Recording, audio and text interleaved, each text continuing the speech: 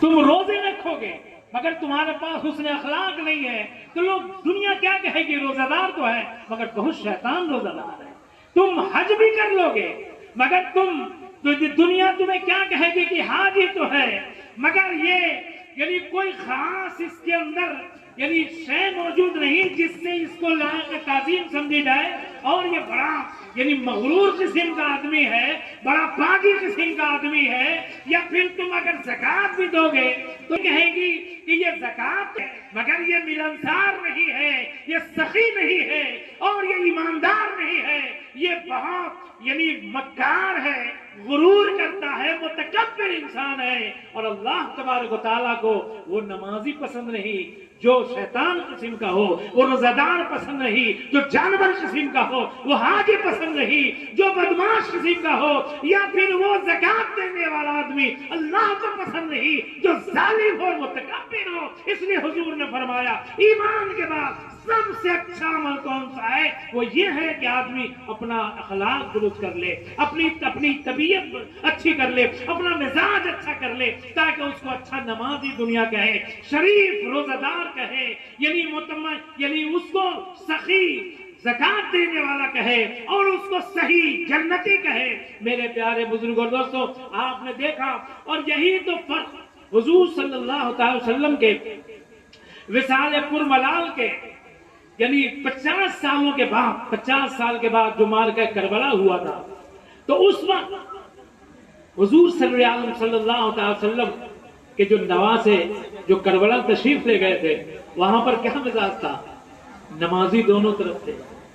آپ غور فرمائیں, اگر ادھر حضرت حسین کے خیمے کی طرف سے اذان کی آواز کہی جاتی تھی اللہ اکبر اللہ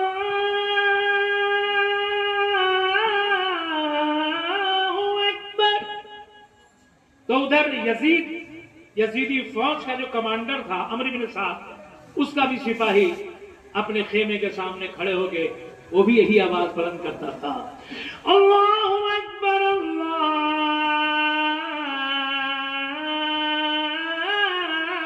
اکبر. ادھر اللہ کی بڑائی ادھر بھی ہو رہی, اللہ کی بڑائی ادھر بھی ہو رہی, ادھر بھی نماز کی تیاری ہو رہی, ادھر بھی حضرت قاسم کی آواز فضا بسکیت میں گونج رہی حی علی الصلاۃ.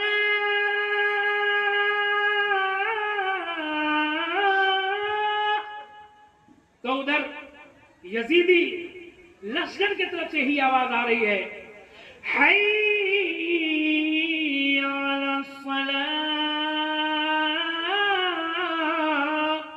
نماز ادھر بھی ہے, نمازی ادھر بھی ہے, روزے دار ادھر بھی ہے, روزے دار ادھر بھی ہیں, کلمہ پڑھنے والی ادھر بھی ہیں, کلمہ پڑھنے والے ادھر بھی ہیں, چہرے پہ داڑیاں ادھر بھی ہیں, چہرے پہ داڑیاں ادھر بھی ہیں, مصلے ہاتھ میں ادھر بھی ہیں, مصلے ادھر بھی ہیں, تسبیحیں ادھر بھی ہیں, تسبیح ادھر بھی ہے, مناجات ادھر بھی ہے, ادھر بھی ہے, رب کا ذکر ادھر بھی ہے, ادھر بھی ہے. لیکن سوال یہ پیدا ہوتا ہے کہ آخر دونوں طرف نمازی ہیں مگر کون سا نمازی صحیح ہے؟ ادھر والا صحیح ہے یا ادھر والا صحیح ہے یا پھر دونوں صحیح ہے؟ تاریخ نے فیصلہ کیا دونوں صحیح نہیں ہو سکتے. جو صبر کرنے والے ہیں وہ نمازی صحیح ہیں, جو ظلم کرنے والے ہیں وہ نمازی برے ہیں. جو ادھر قرآن جو حضور سے محبت کرنے والے ہیں وہ نمازی صحیح ہے, اور جو رسول کی اولاد پر تلواریں اٹھانے والے ہیں وہ نمازی غلط ہے. جو ادھر رسول کے عشق میں گم ہونے والے ہیں یہ سب جنتی ہیں, جنتی جوانوں کے سردار ہیں, اور جو کلمے کا ڈھونگ رچائے ہیں وہ سب جہنمی ہیں اور جہنم کا ایندھن ہے. ایک کربلا میں یہ فیصلہ کر دیا گیا ہر نمازی صحیح نہیں ہوتے, ہر روزہ دار صحیح نہیں ہوتے. اس لیے آقا نے فرمایا نمازی بنو مگر اچھا اخلاق درست کر لو, اچھی عادتیں بنا لو, اپنے اندر درد پیدا کرو, اپنے اندر ایمان کا جذبہ پیدا کرو, اپنے اندر رسول کا عشق پیدا کرو, اپنے اندر قوم سے ہمدردی کا جذبہ پیدا کرو, ایک دوسرے سے محبت کرنے کا انداز پیدا کرو, تب جا کے تم صحیح ہو سکتے ہو. اس لیے کہ کربلا میں اور بھی نمازی تھے, 22,000 ادھر تھے, 22,000 غلط تھے, ادھر 72 تھے, سب کے سب صحیح ہیں. اے میرے پیارے بزرگوں دوستو, اس لیے تو کہنے والے نے کہا کہ حضرت امام علی مقام رضی اللہ تعالیٰ عنہ نے وہ 22,000 کے لشکر جرار سے 72 کے ساتھ یہ اس لیے پل پڑے اور آگے بڑھے کہ سنو ہم تاریخ بتا دیتے ہیں دنیا کو. दुनिया वाले हमेशा यही कहते हैं कि जिंदगी बचा के फतह हासिल की जाती है। आज हम नई तारीख लिखने वाले हमेशा जिंदगी बचा ही के फतह नहीं हासिल की जाती, कभी कभी जिंदगी लुटा के भी फतह हासिल की जाती है। और आज भी हुसैन जिंदा है और हुसैन का मिशन जिंदा है, हुसैन का इस्लाम जिंदा है, हुसैन की तहरीक जिंदा है, हुसैन का तरीका जिंदा है। और यजीद आज भी मरा हुआ है, उसकी तहरीक मुर्दा हो गई, उसका मिशन मर गया और उसके सारे जुल्म खत्म हो गए। इसलिए कहने वाले ने कहा है कि बैयत न की कबूल मगर सर कटा दिया, कि बैयत न की कबूल मगर सर कटा दिया। ऐसा जहां में कौन है जैसा हुसैन है, ऐसा जहां में कौन है जैसा हुसैन है। मेरे प्यारे बुजुर्गों और दोस्तों, तो आप अंदाजा लगाए, गौर फरमाएं कि ये करबला ही में ये बता दिया गया कि कौन जन्नती है और कौन जहन्नमी है। आपने देखा कि जब हजरते ज़ैनब और हजरते ज़ैनुल आबदीन का जो काफिला चला था, इन सबके सर झुके हुए थे ऊँटनियों के कोहान पर और लब पे जिक्र खुदा और कुरान की तिलावत थी। और ये यजीदियों की तरफ से गाने बाजे तमाशे हुरदंग उछल कूद बछलना कूदना कि हमने पता हासिल कर लिया है। आप यहाँ भी देखें, जहाँ कहीं भी ऐसा मंजर हो कि जहाँ शराफत से लोग बारात जा रहे हो, जहाँ शराफत के साथ लड़की वाले के यहाँ पहुंचे, तो आप समझो कि ये सब हुसैनी है और अच्छे हैं। और जहाँ हुरदंगबाजी हो रही हो, उछलना कूदना हो, हम तो नहीं कह सकते कि वो यजीद की तरफ से हैं, लेकिन हाँ यजीद का कुछ साया जरूर पड़ा हुआ है, यजीदियों का साया। और अल्लाह न करे हम लोगों पर यजीदियों का साया हो, यजीद का साया हो, बल्कि अल्लाह और उसके रसूल की रहमत का साया हो। ए मेरे प्यारे बुजुर्गों दोस्तों, तो बात चल रही थी कि हुजूर सल्लल्लाहु अलैहि वसल्लम से मोहब्बत।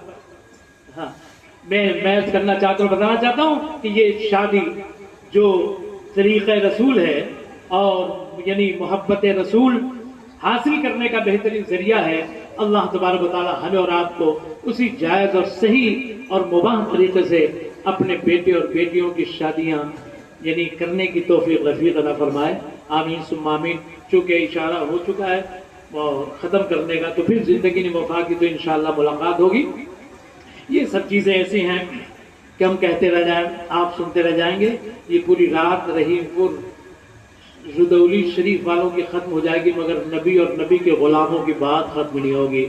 कि कहते ही कहते उम्र गुजर जाएगी मेरी, कि कहते ही कहते उम्र गुजर जाएगी मेरी। उनका बयान है ये कोई दास्तान नहीं, उनका बयान है ये कोई दास्तान नहीं।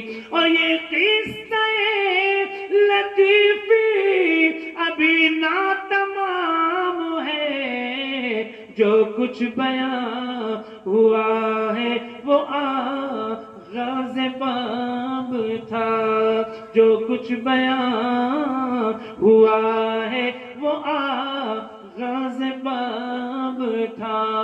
आइए, हम और आप अभी तक बैठे बैठे नजराने दुरूद पढ़ रहे थे, अब खड़े हो जाएं इज़्ज़त मोहब्बत के साथ और सलातो सलाम नजराना पेश करें।